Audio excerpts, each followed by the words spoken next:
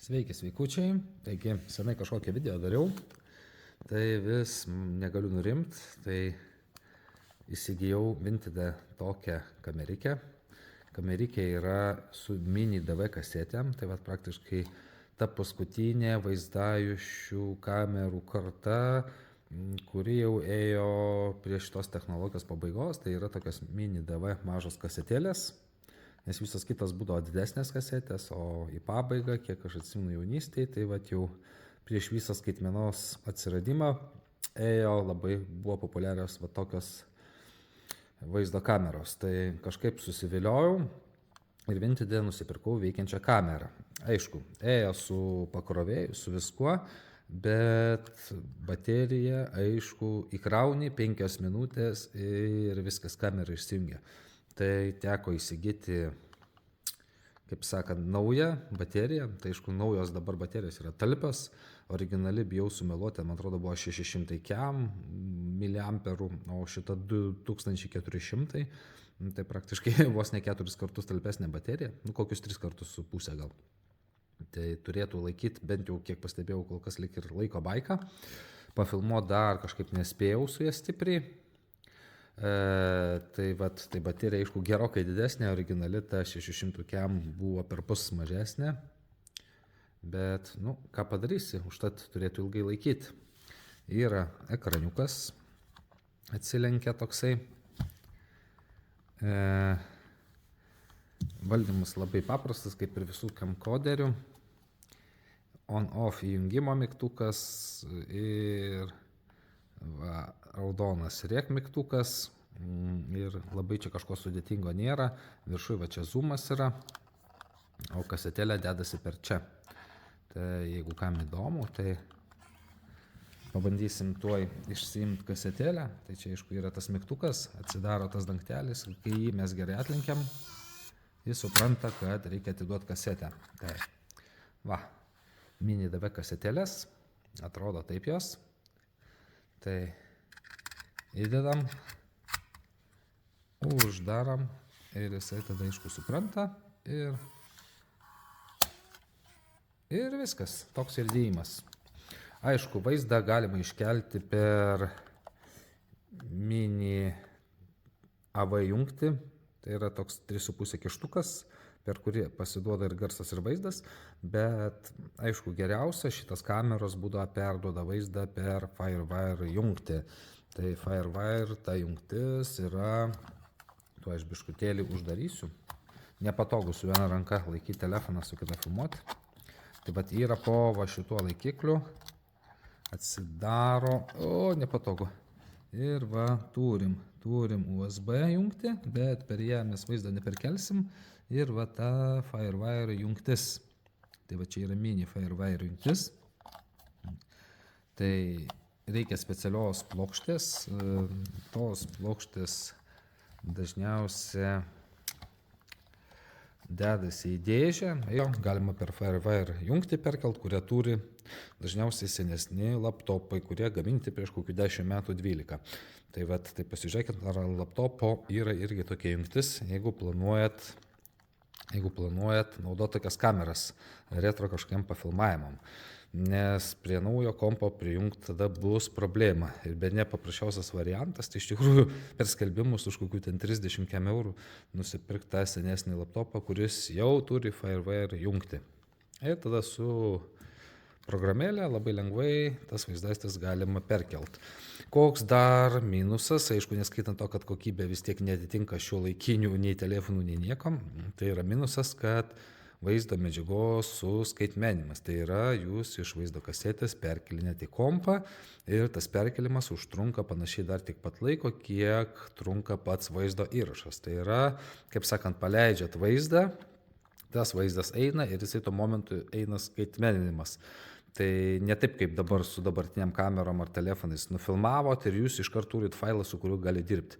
Tam, kad turėtume tą failą, jūs pirmiausia turite jį taip persikelti. Ir praktiškai tas persikelimas, suskaitmenimas užtrunka dar tiek pat laiko, kiek trunka pats vaizdo įrašas. Tai va ir būdavo, filmuoji 1,5 valandos ten kokią šventę, po to 1,5 valandos tą visą vaizdo medžiagą, kol perkeli į kompą ir tada jau tik gali pradėti montuoti, dirbti su tą medžiagą. Tai va toks yra minusas. toks biški retro šitų kamerų minusiukas. Bet aišku, šitas kameros vis tiek suteikia mini DV tos kasetės tokį savotišką žavesį. Tai vat dabar pasibandysiu patestuoti, kaip 2026 metais šita kamerikė filmuoja. Tai tuoj matysit vaizdą pro šią kamerą. Beje, jeigu taip įdomu, tai Panasonic NVGS6 kamerikė. Išbandymas. Tai vat be jokio zoomo dabar bandau filmuoti ir pažiūrėti, ką mes čia turim. Kokia vaizdo kokybė. Vat filmuoju žurnalų lentyną savo darbe. Greitai išbandysim. Tai vat. Pabandykim pazuminti. Nu ir visai neblogai. Taip. Gerai. O dabar paeikim. Aišku, filmuosiu per langą. Tai ta kokybė biški gadinasi, negu būčiau normaliai lauke. Bet pabandykim pafilmuoti vadinamasias vaiškes. Ir žiūrim, kaip dirba šitos kameros zoomas. Wow. Na, aišku, kokybę jau matau per ekraniuką, kad nebus baisiai stebuklinga, bet iš tikrųjų labai prizumina. O jeigu dar arčiau, oho, 800x, 100pm, 94x. Ai, nu aišku, čia jau bus skaitmeninis artinimas, nes optinis, kaip supratau, yra tikras 20x.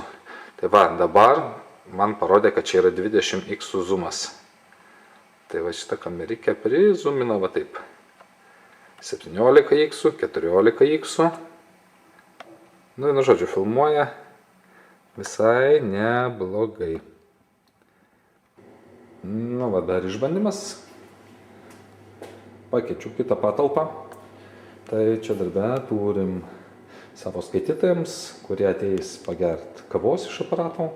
Ir šiokia tokia pramoga gali pabandyti padėlioti puzlę, gal patiks ir užsikabins.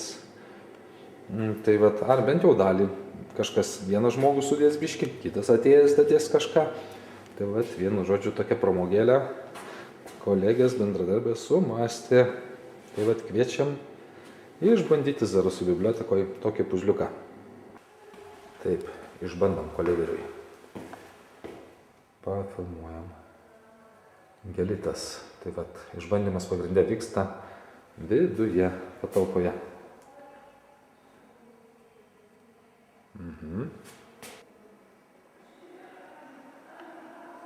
Taip, išbandykim. Pritraukim mažnytelę. 7x. Tai va. Taip dirba zoomas šitos kameros. Nu ir kaip neišlysti lauką ir neišbandyti iš balkoniuko šitos kamerikės. Pavasaris, pradeda čiulbėti paukščiukai. Zarasų apžvalgos ratas. Ir aišku, mūsų centrinis kelias, tai čia pastoviai darda fūros. Tai išbandysim filmuočiau ir garsą.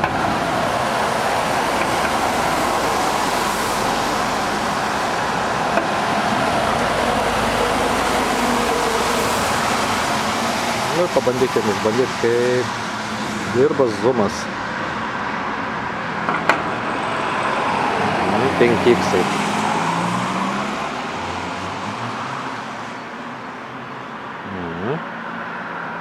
Tai, nu ir pabandykim dar pazoominti.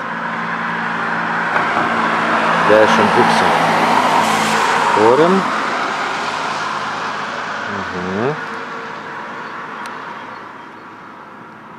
Pabandykim pritraukti vėliavėlę. Tai, nu va, 10-11x. 20x. Nu jo, jau rankytė greva. Ir su 20x filmuot jau gal nusunkiau, bet ant 9x jau visai nebloga stabilizacija. Nu ką, toks išbandymas. Nu ką, išbandom, kaip nuo veidrodžio veikia kamerikė. Kaip sakant, darom selfie video. šiokį tokį lifte. Tai vat, tai su mini DV kasete gaunas tokia kokybė.